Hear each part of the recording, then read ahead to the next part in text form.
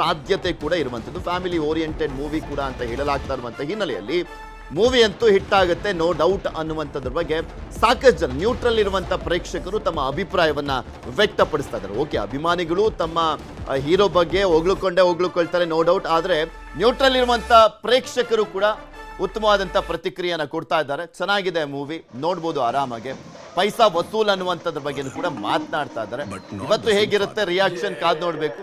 Almost ಎಲ್ಲ ಕಡೆನೂ ಕೂಡ ಚೆನ್ನಾಗಿ ಬುಕ್ಕಿಂಗ್ ಕೂಡ ಆಗ್ತಾ ಇದೆ. ನಿನ್ನೆ ಅಂತೂ ಆರ್ಭಟ ಜೋರಾಗಿತ್ತು. ನಿನ್ನೆ ನೋಡಿದಂಥವ್ರಿಗೆ ಅಭಿಮಾನಿಗಳ ಆರ್ಭಟ ನೋಡೇ ಅರ್ಧ ಮೂವಿ ನೋಡ್ಲಿಕ್ಕೆ ಆಗಿರೋದಿಲ್ಲ. ಯಾಕಂದ್ರೆ ಎಲ್ಲಾ ಥಿಯೇಟರ್ಗಳಲ್ಲೂ ಕೂಡ ದರ್ಶನ್ ಅಭಿಮಾನಿಗಳು ವಿಜೃಂಭಿಸಿದ್ರು. ಅಭಿಮಾನ ಅಂದ್ರೆ ಏನು, ಯಾವ ರೀತಿಯಾಗಿ ದರ್ಶನ್ ಅಭಿಮಾನಿಗಳು ಇದ್ದಾರೆ ಅನ್ನುವಂಥದ್ದನ್ನ ರಾಜ್ಯಕ್ಕೆ ಮತ್ತೊಮ್ಮೆ ತೋರಿಸಿದ್ದಾರೆ.